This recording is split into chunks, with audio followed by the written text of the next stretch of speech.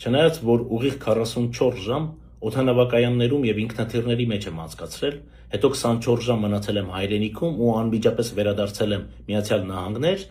ներառյալ դեկտեմբերի 31-ին օդանավի մեջ եմ եղել, բայց այս մեկը հաստատ իմ աչքից չէր կարող վրիպել։ Ձեզ համար մի շատ փոքրիկ, բայց շատ կարևոր հատված եմ ուզում կարդալ Պորսո Սահակ Պատրիարքի դեկտեմբերի 31-ի ուղերձից ու հետո կշարունակեմ իմ խոսքը։ Իդեպ, նյութը ամբողջությամբ տեղադրված է Պորսո Պատրիարքարանի պաշտոնական կայքում նույնպես։ Մենք հալ կմասնակցենք Երուսաղեմի Պատրիարք ամենապատիվ Նուրհան arczepiskopos Մանուկյանի կոչին անմիջապես հավաքելու ազգային եկեղեցական ժողովը լուծումներ հայթայթելու համար անհետաձգելի այս հարցին։ Մենք հալ մեր հերթին կոչ կուղենք բոլոր եպիսկոպոսներուն եւ աշխարհական վարչություններուն, որպեսզի հստակ կամք դրսեւորեն շտաբ գումարմանը համար ազգային եկեղեցական ժողովի։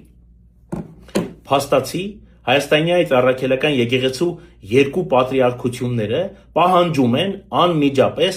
ազգային եկեղեցական ժողով։ Ովքեր որ չգիտեն, ասեմ ձեզ, որ ազգային եկեղեցական ժողովն է, ում հաշվետու է կաթողիկոսը։ Ազգային եկեղեցական ժողովն է ամենայն հայոց կաթողիկոսի վերադաս մարմինը։ Ցավոք, վերջին 26 տարում տարբեր պատճառներով ազգային եկեղեցական ժողով չի գումարվել։ Ինչը նշանակում է, որ կաթողիկոսը եկեղեցին կառավարել է միանձնյա, առանց հաշվետվողականության, ինչը հստակ սխալ է։ Իդեպ, այս 10 եպիսկոպոսները, ովքեր որ կոնկրետ խնդիրներ են բարձրաձայնել եւ պահանջներ ներկայացրել, նրանց հարցը նույնպես պիտի քննի ոչ թե 1 կամ 2 հոգի, այլ ազգային եկեղեցական ժողովը։ Ես մեծ հույս ունեմ, որ մոտ օրերս ազգային եկեղեցական